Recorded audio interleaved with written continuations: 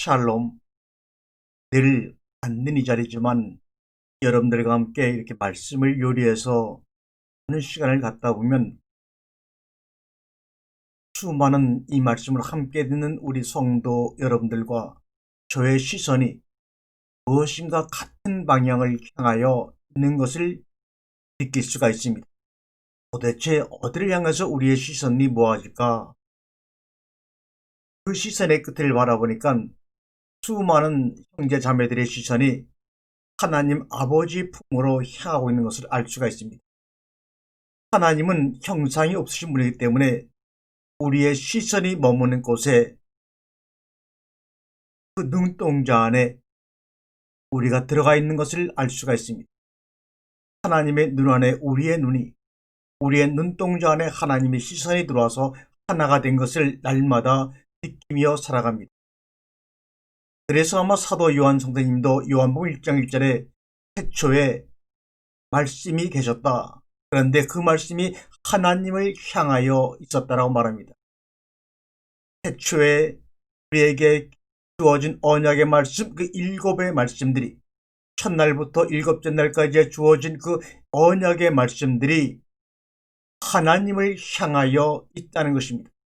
오늘도 우리에게 주어지는 이 언약의 말씀, 생명의 말씀, 그것을 먹은 우리들은 누구도 막론하고 바로 하나님을 향하여 우리의 모든 시선과 발걸음이 모아지는 것을 느낄 수가 있습니다.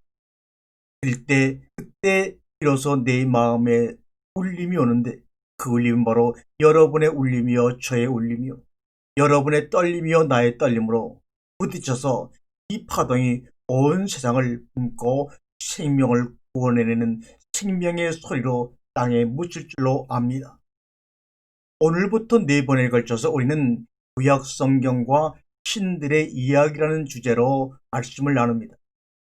우리가 구약 성경을 제대로 이해하기 위해서는 그 구약 성경에 등장하는 많은 신들의 이야기를 사실은 이해를 해야지만 온전히 그 구약 성경을 통해서 위토스적으로 기록하신 하나님의 그 뜻을 알아낼 수가 있습니다. 구약 성경의 기본이 되는 창세기 1장과 11장까지는 무려 2000년이 넘는 세월의 시간을 11장이라는 짧은 시간 속에 포함시켜서 우리에게 들려주신 것입니다. 그러므로 창세기 1장부터 11장까지 이야기를 로고스적으로 논리적인 방향으로 이해하려고 하게 되면 아무것도 이해할 수가 없습니다. 그 결과 우리는 그것은 우주를 창조하신 하나님의 이야기다. 첫째 날부터 마지막 날까지 하나님 빛을 창조하고 하늘을 창조하고 땅을 창조하고 이런 이야기라고 밖에 결론을 못 내리죠. 그러나 창세기의 그 1장부터 11장까지 이야기는 어떤 논리와 설득을 가지고 합리적으로 이해하더라도 이해할 수 없는 우리들에게 위토스적인 이야기와 신화의 언어를 가지고 우리에게 말씀하시는 하나님의 마음을 알 수가 있어요. 우리 예수님이 말씀이 육신이 되어 오셨다. 말씀이 사르크라고 하는 사르크스라는 몸 안에 숨겨져서 이 땅에 오셨는데 그분을 로고스라고 하는데 로고스라는 것은 이성과 논리적인 언어를 구사하고 그것을 말하는 것입니다. 그런데 예수님이 논리적으로 우리에게 말씀해 보세요. 그 말씀을 10만 분의 1도 100만 분의 1도 알아들을 사람이 없을 것입니다. 그래서 예수님도 미토스적으로 다시 말하면 이야기요 비유로 우리에게 말씀했습니다. 강자의 이야기, 십 부르는 이야기, 99마리와 잊어버린 한 마리의 이야기, 이 모든 것들을 다 비유로 이야기했습니다. 비유가 바로 미토스, 신화라는 뜻입니다. 이 성경에 기록된 고대 그리스인들은 신화적인 세계에 살았습니다. 또 그렇게 기록해서 우리에게 보여주지 아니하면 우리는 그 속에 있는 뜻을 알 길이 없습니다. 우리는 구약 성경 속에 사용되고 있는 그 언어들이 고대 근동 신화의 언어를 듬뿍 담고 있다는 사실을 알지 못하는 것을 저는 이제야 깨달았습니다. 고대 근동 신화의 언어를 알지 못하고 어떻게 창세기를 이해할 수 있으며 어떻게 구약 성경을 이야기할 수 있으며 창세기를 이해하지 못하고서 어떻게 복음서를 이야기할 수 있을까? 라는 생각에 깜짝깜짝 놀랄 때가 많습니다. 성경적 배경 속에 나타난 모든 나라들도 다 이스라엘인과 마찬가지로 신화적인 세계 속에서 신들의 이야기 속에서 서로 소통하며 살았습니다.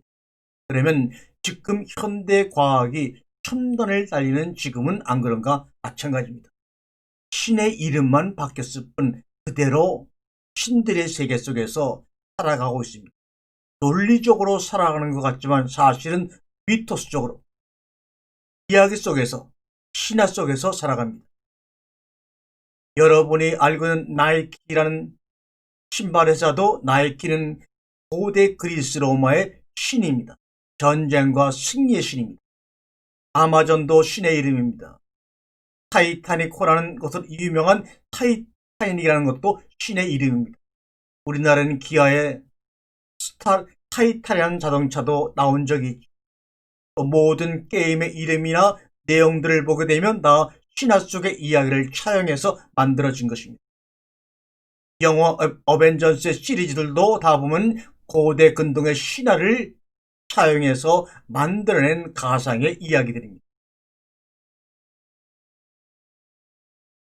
고대 그리스 신들의 이름만 현대적인 과학의 용어로 바뀌었을 뿐 신화 속에서 신화의 언어 속에서 살고 있는 것은 예나 지금이나 수천 년 전이나 지금이나 마찬가지입니다. 우리가 그것을 느끼지 못하고 관심을 갖고 있지 않았기 때문에 깨닫지를 못하는 겁니다.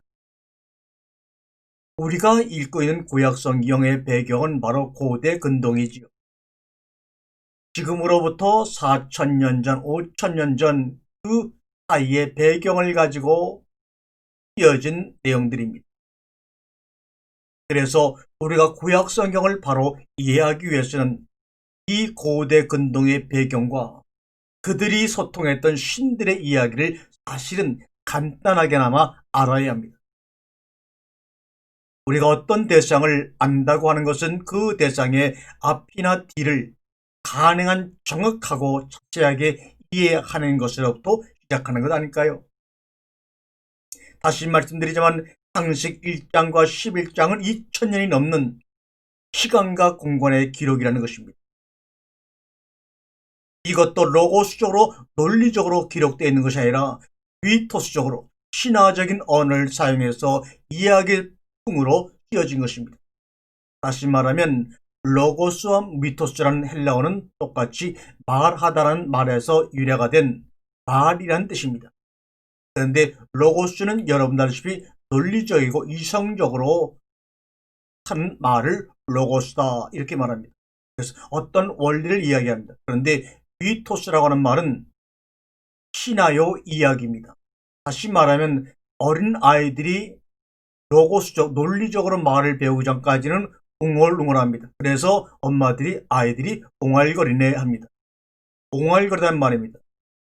이 서양이나 그리스에서는 우리나라는 옹알거리라고 하지만 그 나라 사람들은 아이들이 옹알옹알하는 것을 맴맴 한다고 합니다. 그래서 미토스라고 한 것입니다. 그 아이들이 옹알옹알거리는 것 같은 그러한 수준으로 구약 성경과 창세기를 기록한 것입니다. 그런데 많이 배운 사람들이 논리를 가지고 그것을 따져서 분석해서 이해하려고 하니 도저히 어린아이들의 옹알거림을 이해할 수 없던 것처럼 하나님께서 어린아이들의 옹알거림의 언어를 사용해서 기록한 창세기의 내용들을 우리는 절대로 이해하지 못하고 지금까지 왔던 것입니다. 구약 성경의 배경이 된 고대 근동은 크게 4개의 지역으로 나뉘어집니다. 첫 번째로 여러분은 수메르, 아카드, 바벨론, 아시리아 제국이 명명한 메소포타미아 지방의 동부 지역. 이 지역은 아카드로 대표되는 동부 세머를 사용하는 첫 번째 지역입니다. 두 번째 이집트는 언제나 크고 강력한 나라였습니다. 또 세 번째 고대 근동 지역은 아나토리아 반도의 히타이타 제국으로서 기원전 13세기까지 이 지역의 패권을 놓고 다투었습니다. 바로 지금의 터키와 소아시아 지역입니다. 이 세 지역은 메소포타미아 지역, 이집트 지역, 소아시아의 아나토리아 지역은 크고 강한 제국을 이룬 경험이 있는 저마다의 독특한 종교 문화를 이루었던 지역들입니다. 그런데 마지막 네 번째 고대 근동 지역은 이름도 별로 없는 작은 약소국들이 옹기종기 모여있는 레반트 지역입니다. 레반트 지역은 시리아나 가나안 지역을 의미하는 것입니다. 지금은 팔레스타인 지역이라고 합니다.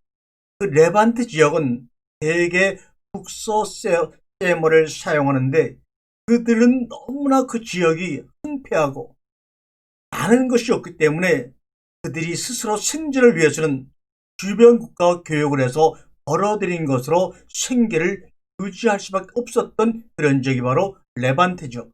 다시 말하면 우리가 알고는 가나안 지역입니다. 더군다나 그 이집트라든지 메소포타미아라든지 아나토리아 같은 그 주변 강대국 사이에 끼어 있었기 때문에 힘든 세월을 지낼 수밖에 없었던 그 레반트 지역에 위치한 작은 나라 가운데서 아주 작은 나라인 이스라엘이라는 나라가 있었습니다. 이스라엘은 지정학적인 요충지에 위치해 있기 때문에 늘 약소국으로서 다른 나라의 침략과 지배를 받을 수밖에 없던 그런 약한 나라 이스라엘입니다.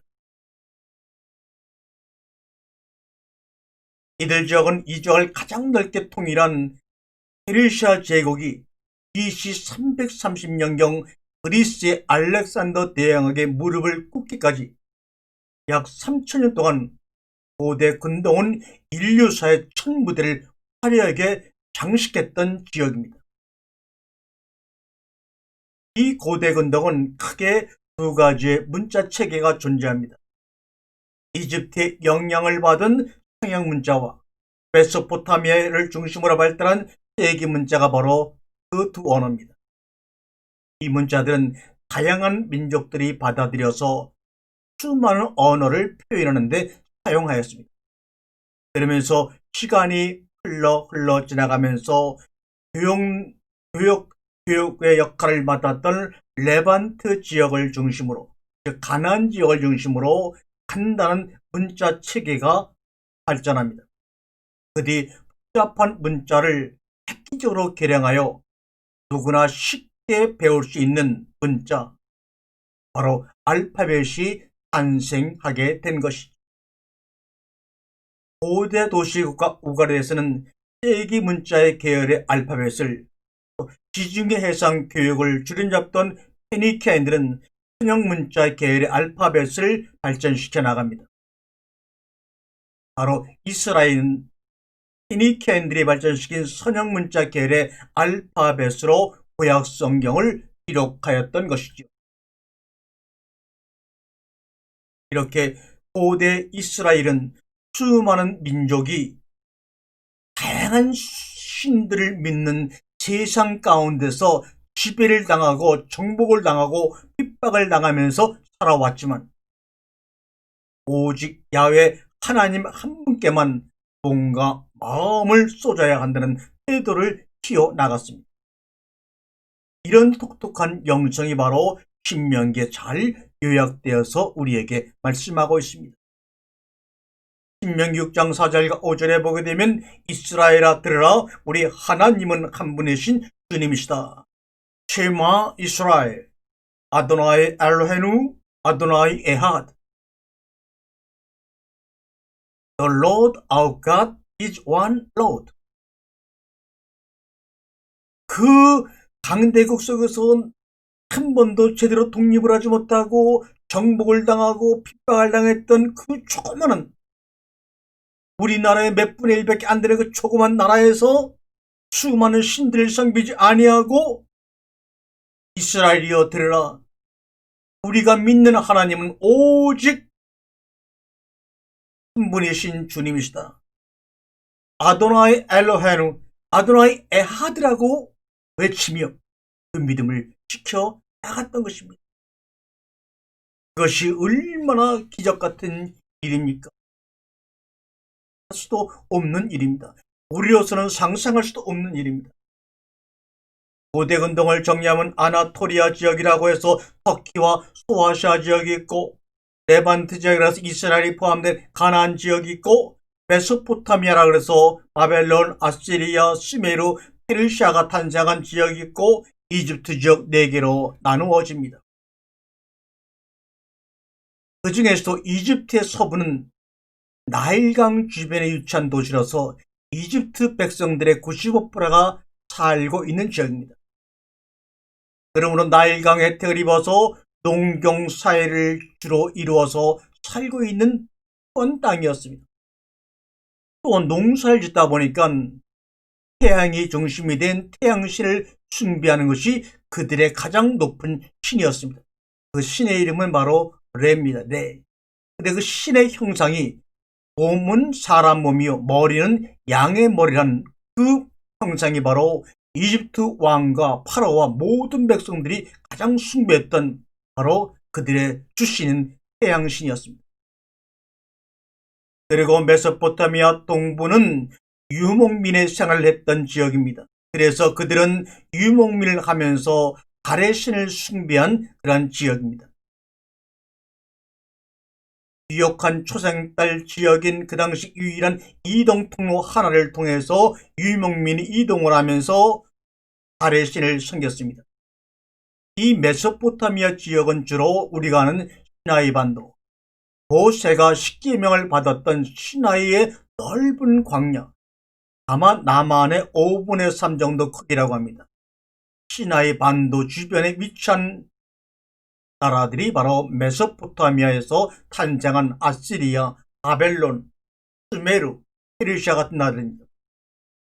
이 시나이 반도라고 할 때 시나이라는 말은 무슨 말이냐? 달의 신 신에서 유래해서 시나이라고 합니다. 그러므로 달을 섬기는 반도 이런 말입니다. 신의 산, 이것은 뭡니까? 달신이라는 말입니다. 여리고 달의 성읍이라는 말입니다.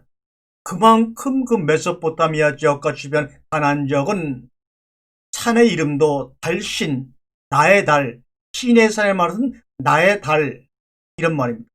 여리고란 말은 그의 달 이런 말입니다.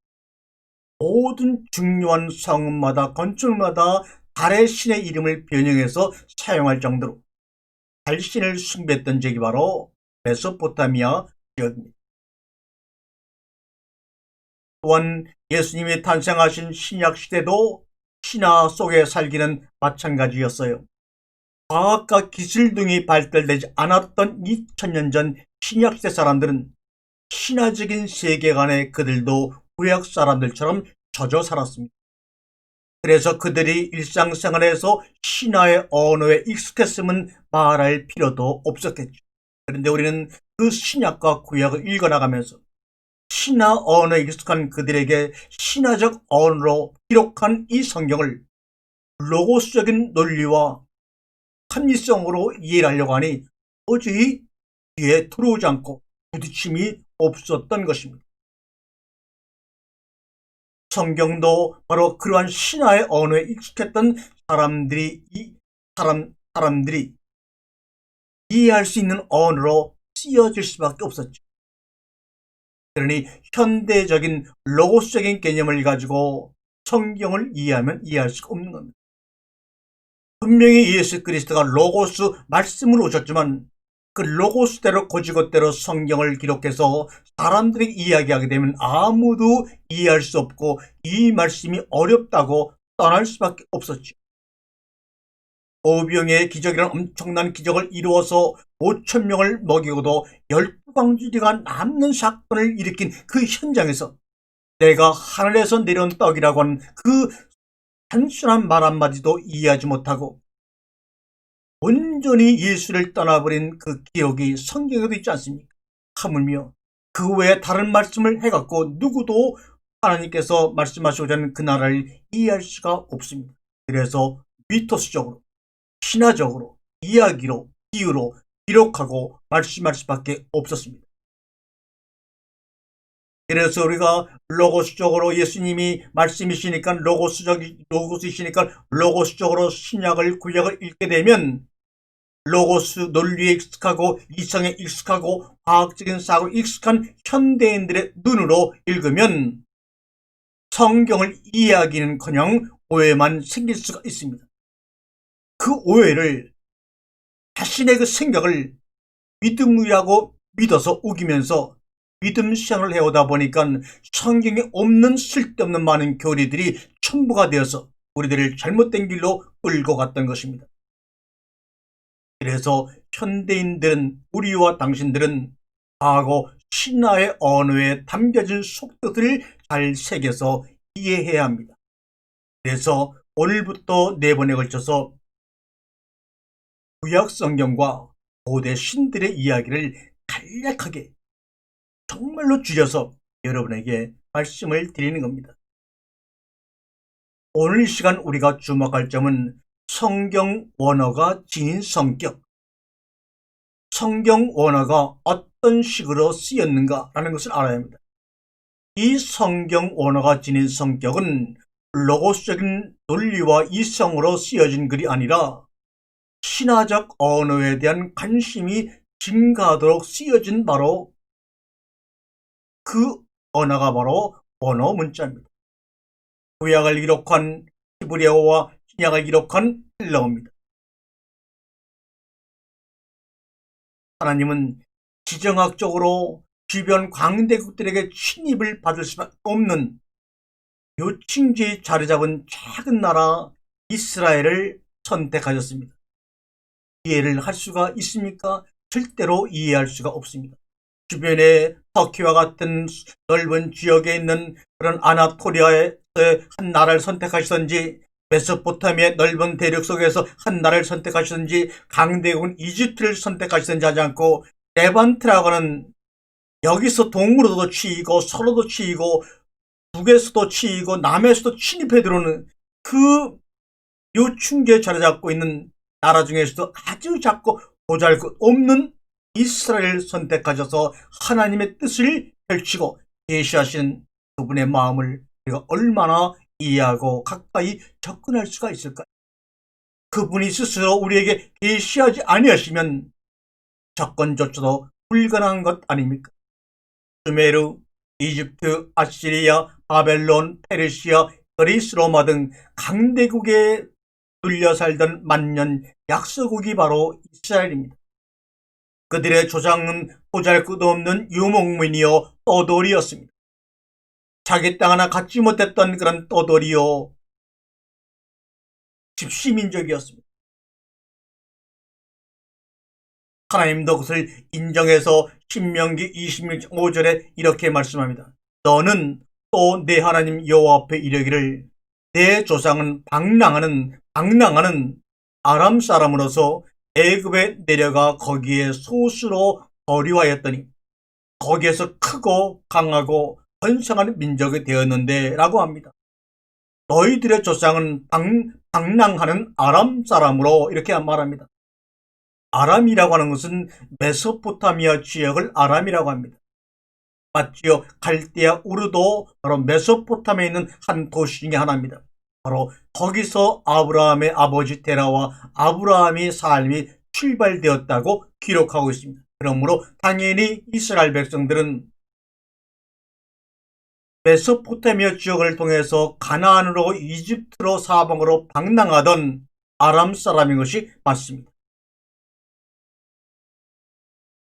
바로 그들이 삶을 시작한 방랑한 아람 사람으로 시작했던 이스라엘 백성들, 그 고대 메소포타미아 지역에서는 우라노스라고 하는 하늘신이 최고로 높은 신이었습니다. 이스라엘 백성들이 바벨론 포로기 이전에 이스라엘 백성들은 하늘을 대개 하늘의 큰 공간의 의미로만 알고 사용했습니다. 그러다가 기원전 6세기 페르시아 제국이 고대 근동의 패권을 잡자 그들의 최고신을 부르는 호칭 하늘의 하나님이 고대 근동으로 확산되어서 하늘에 있는 하나님, 이 말은 성경에 있는 얘기도 아니고 이스라엘 백성들이 자신이 섬기는 하나님을 향한 호칭도 아니고 26세기경 고대 근동을 패권한 답은 페르시아 제국이 그들의 최고신을 부를 때 하늘의 하나님이라고 불렀던 것을 아무런 가감 없이 그 땅에 지배를 당하던 백성들도 똑같이 불렀던 것이 지금까지도 성경 속에서도 그 용어가 그대로 쓰이고 있습니다. 하늘에 계신 우리 아버지처럼 말입니다. 물론 문자는 똑같이 사용하지만 페르시아 종교인들이 불렀던 하늘의 하나님이라는 신의 용어와 주기도문에 나오는 하늘에 계신 하나님 아버지라는 그 속뜻은 전혀 다르다는 것을 우리는 알고 있습니다. 또한 달이라고 하는 것은 고대 메소포타미아 지역에서 널리 섬기던 신입니다. 그리고 그 달이라고 하는 것은 왕권 신화의 상징이었습니다. 이 북이스라엘을 멸망시킨 아시리아 제국이 달의 숭배를 주변 나라에 퍼뜨리는 데 가장 열심이었던 나라입니다. 북이스라엘은 아시리아의 지배를 받았기 때문에 바로 그 안에는 달을 신을 섬기는 아주 신앙이 성행했던 지역이 바로 사마리아 지역을 비롯한 북이스라엘 지역입니다. 이런 여러 가지 의미에서 창세기 1장의 창조 이야기는 그동안 달신과 태양신과 하늘의 하나님을 섬겼던 고대 근동 많은 강대국들의 세계관과 삶과 종교 자체를 완전히 뒤엎는 혁명적인 본문입니다. 만약에 그 당시의 사람들이 창세기 1장 1절의 내용을 보고 창세기 1장의 내용을 보고 들었을 때 어떤 경기를 일으켰는지 우리가 100만 번이라도 안다면 우리는 성경 66권까지 가지 않고 창세기 1장 1절에서 이미 하나님 앞에 굴복하지 않을 수 없었을 것입니다. 큰 나라의 큰 신들을 한낱 하나님의 피조물로 만들어 그 권위를 완전히 추락시켜버린 것이 바로 창세기 1장 1절 베레시트 바라 엘로임 엣 하셈만 웻 아레츠 태초에 하나님이 천지를 창조하시니라. 너희들이 섬기는 태양신도 너희들이 섬기는 달신도 신이 아니고 바로 내가 창조했노라. 어떻게 겨우겨우 홍해를 건너서 애굽으로 도망간 그 조그만 이스라엘 부족들이 감히 천하를 향해, 그 당시 세계를 지배하던 온 천하를 향해 이렇게 이야기할 수가 있었을까요? 하나님이 그들의 입을 열어서 선포하도록 하지 아니하고서는 할 수 없는 생명을 건 모험이었겠죠. 이미 그 말을 듣는 순간, 창세기 1장 1절의 말을 듣는 순간 그들은 자신의 생명을 던진 겁니다. 하늘의 신도 달신도 태양신도 없다고 선포합니다. 야훼 하나님은 단 나흘 만에 대제국의 그 높은 신들을 대부분 만들었다고 선포합니다. 아무리 그들의 권능이 대단해 보여도 그것들은 태양신과 하늘신과 달신은 오직 나의 피조물뿐이라고 선포합니다. 그런 내가 너희를 선택하여 광야로 너희를 얻고 데리고 왔다고 말씀하십니다. 고대 근동의 정치, 종교적인 사항을 고려해야 한다면 약소국 이스라엘이, 아직 나라도 없는 이스라엘이, 하나의 한평의 땅도 없는 이스라엘 백성들이 광야에서 어떻게 감히 이런 신학을 천명할 수 있었는지 놀랍고 놀랄 수밖에 없습니다. 더 이상 성경을 진행해 나갈 필요도 없습니다.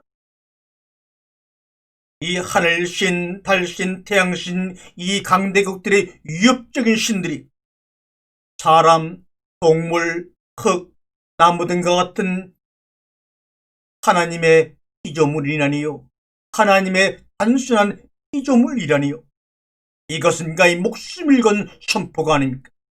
하나님만이 하실 수 있는 위대한 선포입니다. 400년 전에 서구원 마테오 리치 선교사는 라틴어 데우스의 번역으로 천주 하늘의 주님을 선택했습니다. 그래서 우리나라에서는 그 뒤로부터 로마 카톨릭을 천주교라고 부르게 된 것이죠. 또한 그 핵심 교리를 담은 책의 제목을 마테오 리치 선교사는 천주시리, 하늘의 주님에 대한 이야기라고 천주시라고 책명을 정했습니다. 이 번역으로 말미암아 로마 카톨릭은 조선족 만렵에 이 땅의 지식인들의 심성에 대단히 효과적으로 호소할 수가 있었습니다. 일부 개신교 선교사들도 처음에 하나님이라고 부르기 전까지는 천주님이라고 불렀습니다. 사실 하늘은 모든 종교의 표상입니다. 인류 최초의 문명이라는 수메르 시대부터 줄곧 하늘신은 모든 신들의 아버지이자 최고의 권위를 자랑한 높은 신이었습니다. 그리고 하늘신이 자정한 지구에 자리를 두고 고대 메소포타미아와 이집트의 유력한 신들은 격렬하게 전쟁을 하며 격렬하게 경쟁을 했습니다. 어떻게요? 자신들을 섬기는 그 당시에 나라와 도시들을 자신들의 대리인으로 싸워도 전쟁을 일으켜서 승리하게 되면 그 승리한 나라의 신이 더 높은 신으로 한 단계 올라가는 것입니다. 우선 수메르 시대부터 하늘의 역할을 한번 살펴볼까요? 그리고 구약 성경의 하늘 개념의 변천 과정과 비교해 볼 것입니다. 결론부터 말씀을 드리면 고대 이스라엘의 하늘 개념은 바벨론 포로 이전과 이후가 확실히 다르다는 것을 여러분 머릿속에 넣어 두시기를 바랍니다. 바벨론 포로 유배 이전에는 고대 근동의 하늘 개념을 탈신화하는데 유력한 반면 포로에서 돌아온 이후에는 야훼 신앙으로 그 하늘을 다시 신화하는 신적인 모습으로 포장하는 데 적극적으로 변화했습니다. 그래서 예수님의 하늘나라 또는 하나님의 나라를 이해하는 데 결정적 개념이 된 것입니다. 첫 번째, 고대 메소포타미아 최고신은 바로 하늘신입니다. 그 하늘신의 이름이 안이랍니다. 안. 시메르의 하늘신 안이 바로 고대 메소포타미아 지역의 최고로 권위가 있고 높은 신입니다. 이 고대 메소포타미아는 지구라트라고 하는 만신전, 수많은 신들을 모시는 신전이 있는데 층층이 있습니다. 그런데 가장 높은 곳에 있는 신이 바로 안신 하늘의 신입니다. 이것은 이미 기원전 3000년경에 타라 문서의 기록으로 남아있을 정도입니다. 여러분이 알다시피 수메르인은 인류 최초의 문자를 만들었던 아주 발달된 민족입니다. 푸른 점토에 뾰족한 삼각 철필로 콕콕 찍어대는 쐐기 문자였습니다. 이것을 서령 문자라고도 하죠. 이 글자는 일종의 창형 문자이기도 합니다. 저 멀리 아득하고 먼 하늘을 형상화한 것입니다. 쐐기 글자로 따서 말입니다. 중국의 각골 문자처럼 사물의 모습을 본뜬 그림으로 표현한 글자가 바로 쐐기 문자 혹은 상형 문자, 청형 문자라고도 불리지요. 그래서 하늘의 신인 안을 띵기루라고 읽으면 그것이 바로 신을 의미하는 겁니다. 이 문자는 단수로 쓰이는데 두 번 띵기루라고 쓰게 되면 신들이라는 말입니다. 이렇게 수메르어는 한 글자를 두 번, 세 번 여러 가지 방법으로 읽을 수가 있습니다. 인류 최초의 문명은 신은 하늘이라고 고백했습니다. 신은 하늘이다. 수메르의 만신전에는 신들의 등급들이 신분이 차별되어서 존재하고 있었습니다. 수많은 신들 가운데 얼마나 많은 신인지 가늠할 수 없는 수많은 신들 가운데 높은 등급의 신들을 50신들, 곧 아눈나키라고 불렀습니다. 또 50신들 가운데서도 높은 신을 운명을 결정하는 7신이라고 이름을 지었습니다. 특별히 또 7신 가운데서도 4명의 신들, 곧 안과 엘린과 엔키와 인안나가 수메르의 가장 높은 4명의 신들입니다. 그 4명 가운데서도 첫 번째 높은 신은 바로 하늘신인 안입니다. 이 안은 모든 신들의 아버지라고 불렀습니다. 또한 수메르의 중요한 신들은 특정 도시의 주신입니다. 바로 이러한 분위기 속에서 아브라함이 태어났고, 이러한 분위기 속에서 아브라함의 아버지인 데라는 달을 만들고 각종 우상을 만드는 그런 생업을 하는 사람이었습니다. 이런 생활 속에 있다가 갈대아로 부름을 받은 것입니다. 수메르의 운명을 결정하는 7신의 구성은 시대에 따라 바뀌지만 7이라고 하는 숫자는 절대로 변하지 않았습니다. 7. 바벨론 시대의 이 7신은 대개 별의 이름이었는데 이들의 이름을 따서 우리 달력에 날들의 이름을 붙이게 됩니다. 이 7날의 체계가 훗날 로마의 신들과 통일시되어 유럽으로 정착되었고, 이를 한자로 번역하여 현재도 우리나라도 일제를 월, 화, 수, 목, 금, 토일 별의 이름으로 사용하고 있는 것입니다.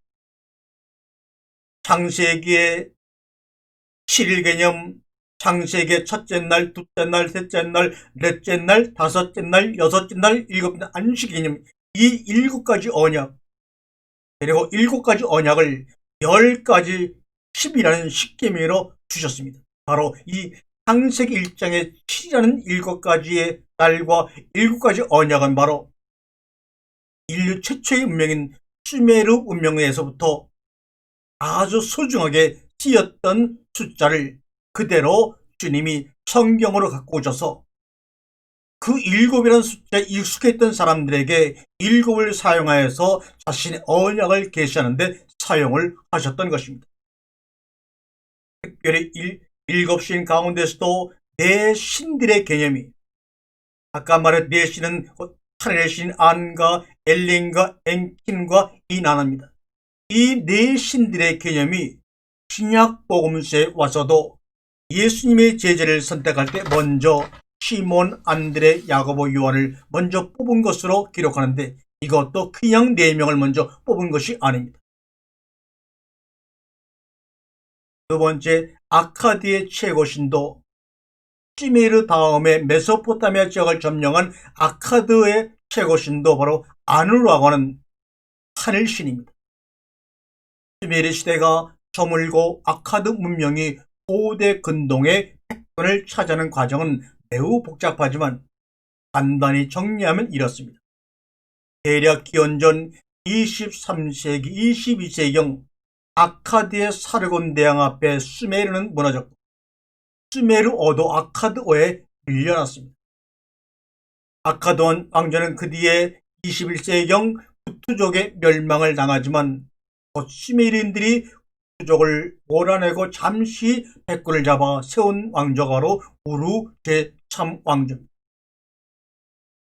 기원전 21세기와 20세기 사이는 수메르의 르네상스라고 할 정도로 문화가 꽃이 피었던 시기입니다. 그런데 점차 서쪽에서 들어온 성경에서 말하는 아모리족에게 다시 패권을 내어줍니다. 아모리인들은 하무라비 대왕의 집안을 중심으로 기원전 19세기경 고 바벨론 시대를 열고 다시 아카드어를 공용어로 채택합니다. 이렇게 복잡한 세월을 거치면서 일종의 그 지역은 이중 언어 문화가 정착이 되죠.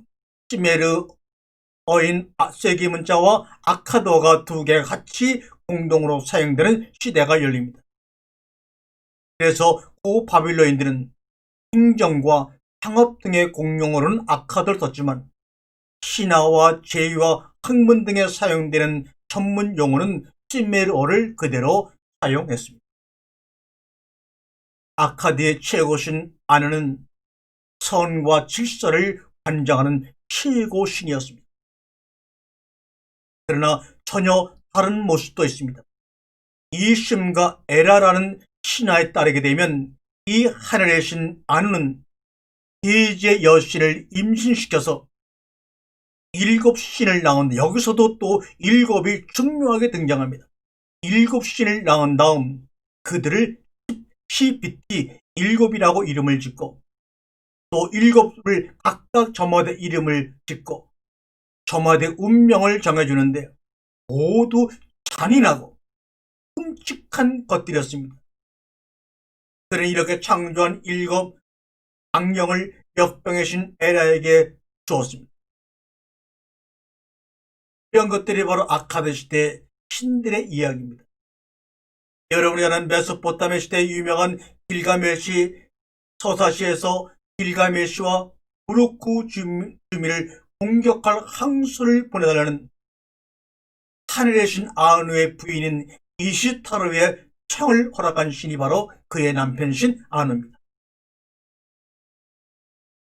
이때부터가 바로 항소가 길가메시와 우루크 주민을 공격할 항수를 보내달라고는 이시타르의 청이 허락된 다음부터 그 메소포타미아 지역은, 또 그 주변의 이집트 지역은 항소가 신들의 배경으로 사용되기 시작하고 등장합니다.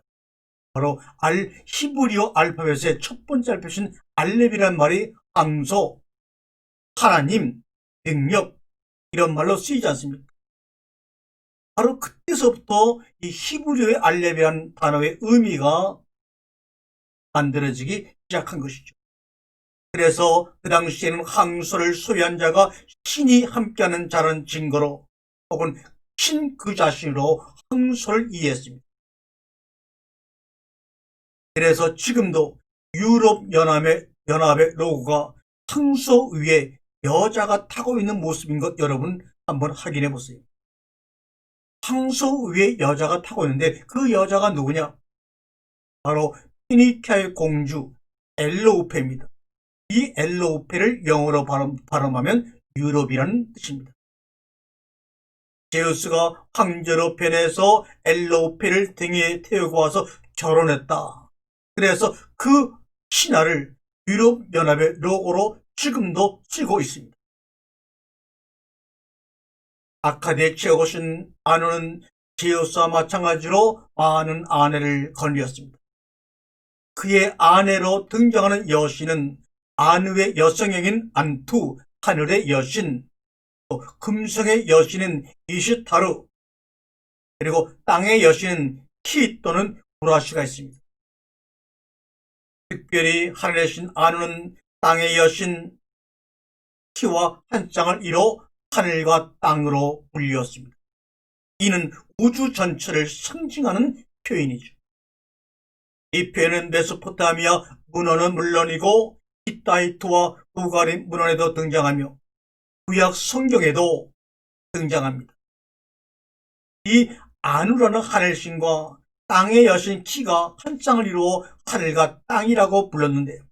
바로 창세기 1장에서도 하늘과 땅 천지란 말이 나오고 창세기 2장 4절에도 하늘과 땅 천지란 말이 나오고 있습니다. 이것은 그냥 넘어갈 일이 아니죠. 하나님은 그 당시에 고대 근동 신화 속에서 이루어지는 많은 신의 언어를 그대로 거침없이 창세기에 사용하므로 그런 고대 신화 언어에 능숙한 사람들에게 자신을 계시하기로 결심을 하셨던 것입니다. 오랜 세월이 지난 후대 그리스와 로마 시대에 와서도 대지의 신인 가이아와 하늘의 신인 우라노스가 만나 12명의 신들을 낳는 것으로 연장이 됩니다. 하늘의 신 우라노스는 대지의 신 가이아의 아들인데 훗날 어머니인 가이아와 결혼하여 다양한 신들을 또 낳습니다. 하지만 이들의 탄생 신화에서 등장하는 우라노스는 최고의 신이 아닙니다. 바로 그의 어머니이자 아내인 가이아, 땅의 신이 최고의 신이었습니다. 또는 그는 왕권을 최종 확정해주는 신이었습니다. 시메르 임금 계보라는 문헌 맨 첫 줄은 왕권이 아누 하늘신으로부터 내려왔다고 적혀 있습니다. 그 뒤에도 신들과 임금들은 궁극적인 권위를 하늘의 신 아누를 숭배하고 섬김으로 보증받았습니다. 그러나 시대가 변하고 메소포타미아 지역의 패권이 바뀜에 따라 아누는 최고의 신의 자리에서 점차 내려와 뒷자리로 물러나는 신이 됩니다.